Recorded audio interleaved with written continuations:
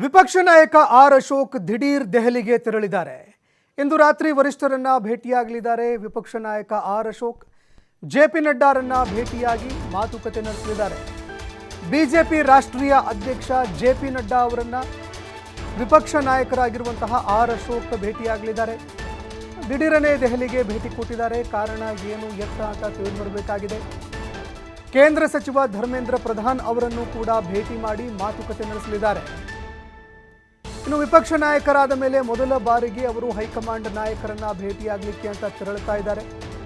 ಅದರಲ್ಲೂ ತರಾತುರಿಯಲ್ಲಿ ಕರೆ ಬಂದಿರೋದ್ರಿಂದಾಗಿ ವಿಪಕ್ಷ ನಾಯಕ ಆರ್ ಅಶೋಕ್ ಇಂದು ದೆಹಲಿಗೆ ತೆರಳಲಿದ್ದಾರೆ. ಇಂದು ರಾತ್ರಿ ವರಿಷ್ಠರನ್ನ ಭೇಟಿಯಾಗಿ ಮಾತುಕತೆ ನಡೆಸಲಿದ್ದಾರೆ. ಇನ್ನು ಇದೇ ಸಂದರ್ಭದಲ್ಲಿ ತಮ್ಮ ಪಕ್ಷದ ಅಧ್ಯಕ್ಷರಾಗಿರುವಂತಹ ಜೆಪಿ ನಡ್ಡಾ ರಾಷ್ಟ್ರೀಯ ಅಧ್ಯಕ್ಷರು, ಅದೇ ರೀತಿಯಾಗಿ ಕೇಂದ್ರ ಸಚಿವರಾಗಿರುವಂತಹ ಧರ್ಮೇಂದ್ರ ಪ್ರಧಾನ್ ಅವರನ್ನು ಕೂಡ ಭೇಟಿ ಮಾಡಿ ಮಾತುಕತೆ ನಡೆಸಲಿದ್ದಾರೆ. ಇನ್ನು ವಿಪಕ್ಷ ನಾಯಕರಾಗಿ ಆಯ್ಕೆಯಾದ ಮೇಲೆ ಮೊದಲ ಬಾರಿಗೆ ಅವರು ಹೈಕಮಾಂಡ್ ನಾಯಕರನ್ನ ಭೇಟಿ ಮಾಡ್ತಾ ಇದ್ದಾರೆ. ಇನ್ನು ಏನೆಲ್ಲ ವಿಷಯಗಳಿಗೆ ಸಂಬಂಧಪಟ್ಟಂತೆ ಚರ್ಚೆ ಆಗುತ್ತೆ ಅದನ್ನು ಕೂಡ ಕಾದು ನೋಡಬೇಕಾಗತ್ತೆ. ಪ್ರಮುಖವಾಗಿ ಲೋಕಸಭೆ ಚುನಾವಣೆ ಎದುರಿಗೆ ಬರ್ತಾ ಇದೆ. ಮತ್ತೊಂದು ಕಡೆಯಲ್ಲಿ ಮೈತ್ರಿಯ ವಿಷಯ, ಮಗದೊಂದು ಕಡೆಯಲ್ಲಿ ಪಕ್ಷವನ್ನ ಸಂಘಟನೆ ಮಾಡುವಂತಹ ವಿಷಯ, ಟಿಕೆಟ್ ಹಂಚಿಕೆ ವಿಚಾರ, ಈ ರೀತಿಯಾಗಿ ಹಲವಾರು ಟಾಸ್ಕ್ಗಳಿದ್ದಾವೆ, ಹಲವಾರು ಚಾಲೆಂಜ್ಗಳಿದ್ದಾವೆ.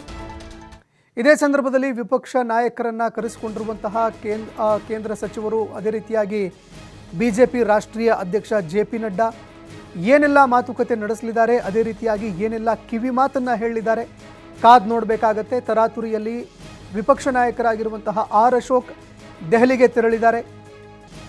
ಏನು ಬದಲಾವಣೆ ಆಗುತ್ತೆ, ಅದೇ ರೀತಿಯಾಗಿ ಏನು ಕಿವಿ ಮಾತನ್ನ ಹೇಳ್ತಾರೆ, ಅದೇ ರೀತಿಯಾಗಿ ರಾಜ್ಯದಲ್ಲಿ ಆಗ್ತಾ ಇರುವಂತಹ ಬೆಳವಣಿಗೆಗೆ ಸಂಬಂಧಪಟ್ಟಂತೆ ಏನೆಲ್ಲ ಒಂದು ಆ ನಿರ್ಧಾರವನ್ನು ತೆಗೆದುಕೊಳ್ಳುವಂತಹ ಕೆಲಸವನ್ನು ಮಾಡ್ತಾರೆ ಅದನ್ನು ಕೂಡ ಕಾದು ನೋಡಬೇಕಾಗತ್ತೆ. ತರಾತುರಿಯಲ್ಲಿ ಕೊಡ್ತಾ ಇರುವಂತಹ ಈ ಒಂದು ಭೇಟಿ ಸಾಕಷ್ಟು ಪ್ರಶ್ನೆಗಳಿಗೆ ಎಡೆ ಮಾಡಿಕೊಡ್ತಾ ಇದೆ.